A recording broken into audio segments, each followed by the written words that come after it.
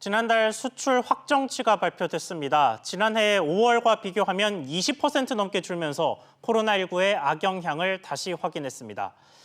그나마 다행인 건 무역 수지가 한 달 만에 다시 흑자로 돌아섰다는 건데 석유나 자동차 제품 같은 경우엔 그야말로 반토막이 난 상황입니다. 대책이 필요해 보입니다.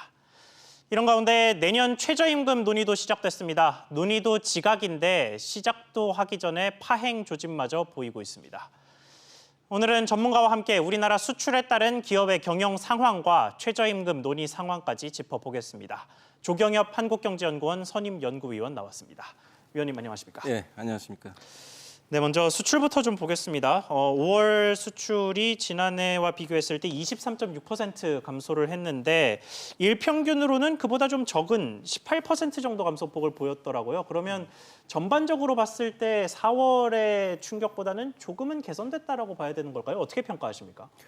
예, 뭐 그런 측면이 좀 없는 건 아닌데요. 그래도 뭐 계속 좋아졌다 이렇게 말하기는 좀 무리가 있어요. 그러니까 예.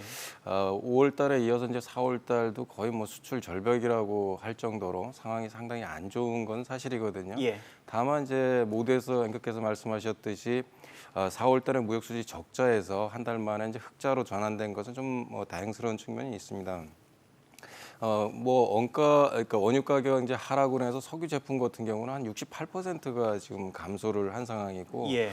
자동차 같은 경우에는 지금 미국이나 유럽, EU 같은 데서 자동차 판매 매장이 이제 영업을 재개를 하고 있는 상황입니다. 그렇지만 현지에 워낙 많은 재고가 지금 쌓여 있는 상태라서 수출 절벽 형상 이런 어려움은 계속해서 이어질 거로 보입니다. 그러다 보니까 자동차 같은 경우도 지금 50% 이상이 좀 감소를 했고, 그다음에 이와 관련된 자동차 부품도 덩달아서 이제 상당히 수출이 어려움을 겪고 있는 거 아닙니까? 네, 차보다 부품의 감소폭이 훨씬 크네요. 예, 좀 크게 나타나고 있습니다. 그다음에 이제 다만 이제 반도체가 한 6.5% 증가를 한 거는 좀 큰 긍정적으로 이제 볼 수가 있고요. 선박도 네. 이제 큰 폭으로 증가를 좀 했습니다. 국가별로 이제 다행히 이제 중국이 경제 활동을 이제 재개를 함으로써 중국 수출이 이제 증가세로 전환한 것은 이제 우리에게 큰 도움이 되고 있는 상황인데요. 예. 그렇지만 이제 어쨌든 이제 미국이나 그 외 지역의 수출 감소폭이 크게 이어지고 있기 때문에, 그리고 또 앞으로도 이제 이런 코로나 사태가 진정 기미가 좀 거의 안 보이는 상태거든요. 네, 그러다 오히려 보니까 재확산 조짐이 보이고 예, 있죠. 그렇죠. 2차 확산이 지금 우려되는 상황이기 때문에 앞으로도 이제 수출 어려움은 계속해서 이어질 것 같다는 게 이런 우려감이 좀 큽니다. 그렇군요. 지금 주요 품목 석유, 자동차, 또 반도체까지 설명을 좀 해주셨는데 자동차를 조금 더 자세히 짚어보겠습니다. 이게 말씀하신 것처럼 그 재고가 쌓여 있어서 수출이 안 되다 보니까 생산을 못하고 그러다 보니까 뭐 기업 경영도 물론이거니와 일자리까지 타격을 받는 뭐 이런 식의 악순환이 좀 시작되고 있는 조짐을 보이는 것 같은데 자동차 업계 상황을 좀 어떻게 보고 계십니까? 예, 그 뭐 자동차 산업이 이제 산업 전후방 효과도 크고 고용 효과도 상당히 큰 산업이기 때문에 자동차 산업의 침체가 곧 우리나라 경제 침체로 이제 이어지는 이런 현상을 이제 보이고 있거든요. 예. 지난 이제 5개월간 이제 자동차 생산량이 133만 대를 해서 이제 작년에 비해서 21.5%나 지금 감소를 한 상황입니다. 네. 업체별로 이제 국내 판매 실적이 이제 좋은 현대차가 그나마 17.8% 감소해서 이제 선방을 하고 있지만, 네. 기아차, 뭐 한국 특히 이제 수출 의존도가 높은 한국 GM이라든가 르노, 삼성 같은 경우는 큰 폭의 지금 생산량 감소가 이어지고 있고, 쌍용차 같은 경우에는 지금 37%나 이제 생산량이 이제 줄어들고 있거든요. 예. 그리고 이제 팰리세이드나 이제 제네시스 같은 경우에는 이제 내수가 이제 워낙 좋은 게 이제 다행이지만, 산타페와 같이 이제 수출에 의존하는 차량 같은 경우는 지금 생산을 어떻게 하지 못해서 주차장을 빌려서까지 이제 재고를 쌓아놓고 있는 상황이거든요. 그래서 예. 상당히 자동차 업계가 이제 어려움을 겪고 있는데, 앞으로 이제 이 자동차 업계도 다른 데와 마찬가지로 적극적으로 이제 구조조정을 취해가면서 이런 것을 극복하는 노력이 필요한 상황입니다. 그렇군요. 자, 그리고 반도체 같은 경우에는 앞서도 수출이 조금 늘어난 것을 확인했습니다만 상황이 전반적으로 자동차보다는 좀 낫죠. 예, 그래서 지금 반도체 같은 경우에는 그 가격도 이제 좀 안정이 되는 거고 안정이 되는 모습을 보이고, 메모리나 시스템 반도체 같은 경우에 수출 증가세가 좀 상당히 크게 나타납니다. 그러니까 전반적으로 이제 ICT 산업 제품들이 수출 호조세를 좀 이어가고 있는 모습인데요. 예. 그 배경에는 코로나 사태로 인해서 이제 비대면 이런 이제 활동들이 상당히 늘어나면서 반도체라든가 컴퓨터 시스템 이런 것들에 대한 수요가 증가하면서 여기에 이제 필요한 반도체 수출이 늘어난 것이 이제 가장 큰 영향을 받은 건데 다행히 이제 우리나라 수출 비중이 가장 높은 게 이제 반도체지 않습니까? 예. 그러다 보니까 이제 이런 반도체가 회복을 하고 있는 것이 우리가 이제 좀 긍정적으로 볼 수 있는 측면이라고 할 수가 있습니다.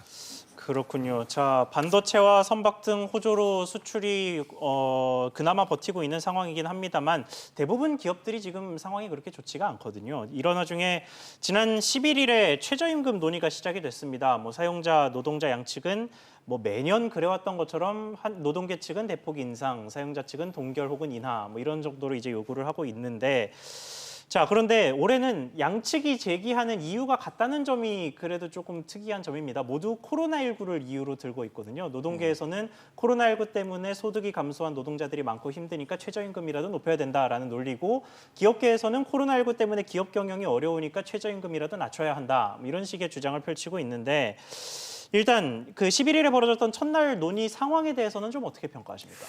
지금 많이 좀 늦어진 측면이죠. 예년에 비해서. 그다음에 이제 앵커께서 말씀하셨듯이 양측 모두 이제 취약 계층이나 이제 현 상황들을 이제 이유를 들어서 한 축에서는 최저임금을 낮춰야 된다라고 한축에서는 이제 올려야 된다고 얘기를 하는데 네. 그동안에 이제 왜 노조가 사실은 노조의 구성원들을 보면 거의 고임금 연봉자들이거든요. 네. 그리고 직장도 안전하게 이제 유지되는 이런 이제 계층들이 대부분이 그리고 전 근로자 10% 정도뿐이 안 되는 근로자인데 그렇죠. 사실 최저임금을 자꾸 요구하는 이유가 뭔가를 좀 생각을 해볼 필요가 있습니다. 그러니까 우리나라 임금 체계가 이제 기본급은 작고 수당이나 이런 것들이 많은 체계로 돼 있다 보니까 최저임금이 올라가면 연봉이 5천만 원 이상이 되는 6천만 원 이런 사람들이 연봉이 이제 올라가는 이런 현상이 발생을 하거든요. 네.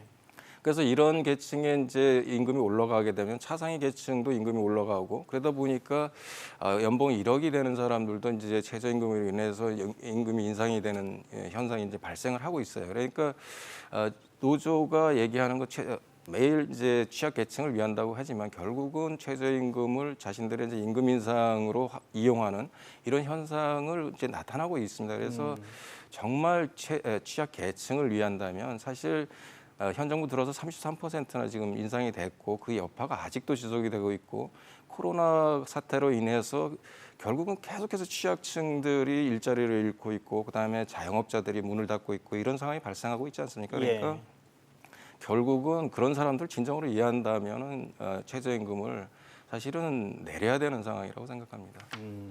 자, 한경연에서 그러니까 그 박사님께서 소속된 한경연에서 이번에 설문조사를 하나 했더라고요. 상경계열 교수들을 대상으로 조사를 했는데 적정 최저임금을 물어본 조사였습니다. 결과 좀 설명 부탁드리겠습니다.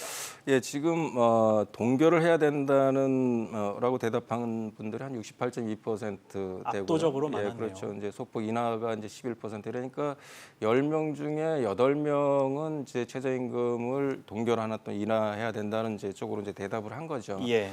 이제 이런 대답이 나온 거는 제가 좀 전에 말씀드렸듯이 최저임금이 인상이 되면서 주로 이제 피해를 보는 계층들이 취약계층이라든가 소상공인이라는 거죠. 그러니까 그러한 이런 상황에서 이제 코로나 사태도 있기 때문에 여기서 더 올린다면 이들이 이제 취약계층이 주로 더 큰 타격을 받고 고용 난이 이제 발생하는 이런 것들에 대한 이제 우려감이 저런 설문조사에 반영이 된 거라고 생각을 합니다. 그렇군요. 지금 그 박사님께서 이 앞에 자영업자 이야기를 잠깐 꺼내셨는데 저희가 수출 이야기를 하다가 최저임금 논의로 넘어와서 그런지 자꾸 기업들 뭐 대기업 연봉 이런 이야기를 주로 하게 되는데 사실 최저임금이 가장 많이 영향을 미치는 계층은 자영업자 아니겠습니까? 예, 맞습니다. 그래서 이제 지난 3년간 자영업자 폐업이 상당히 지난해까지만 해도 하루에 3,000개 이상씩 지금 자영업자들이 문을 닫는 현상들이 발생을 했어요. 예. 특히 이제 음식업이나 숙박업 뭐 이런데 최저임금에 영향을 받는 근로자들이 많은 업종일수록 상당히 타격을 많이 받았던 게 사실이거든요.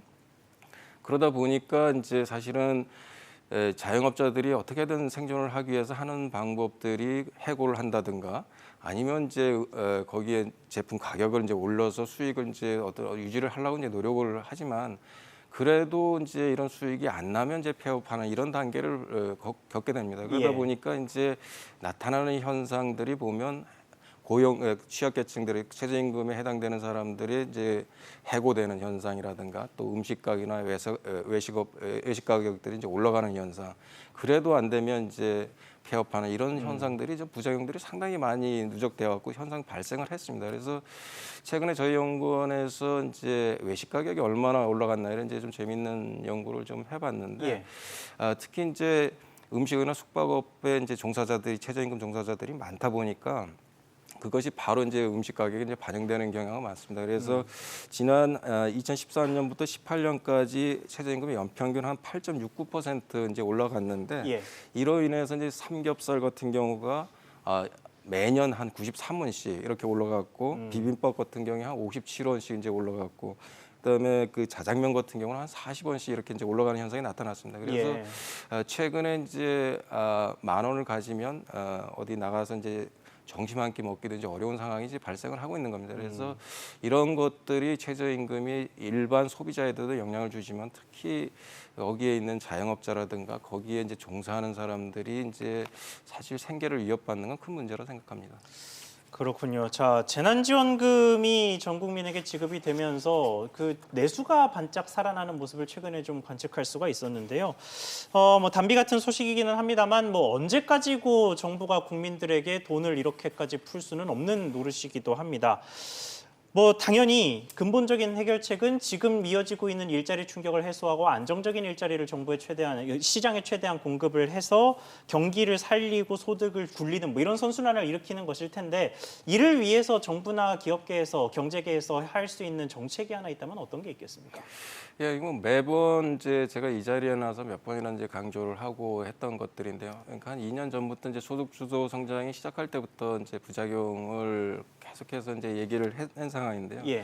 근데 현 정부 들어서 이런 소득 주도 성장이라든가 반기업 친노조 정책, 뭐 법인세 인상 이런 것들로 인해서 사실 경제 체질이 상당히 약화돼 왔거든요.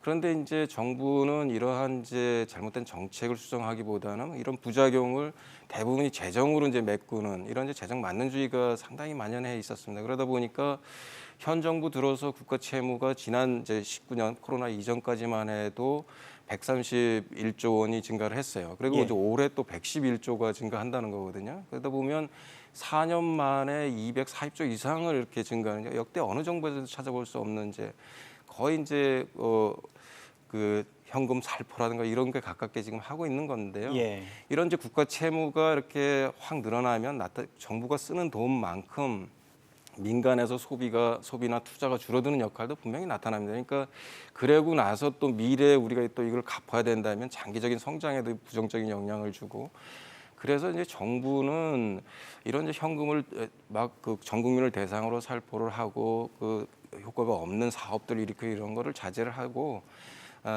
그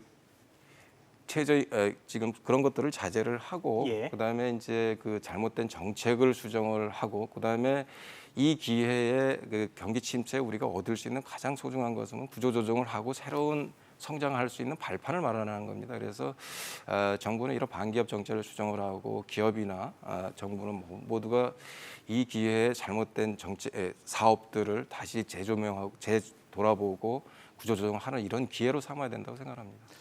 네, 알겠습니다. 오늘 말씀 여기까지 듣겠습니다. 지금까지 조경엽 한국경제연구원 선임 연구위원과 함께했습니다. 위원님 오늘 말씀 감사합니다. 예, 감사합니다.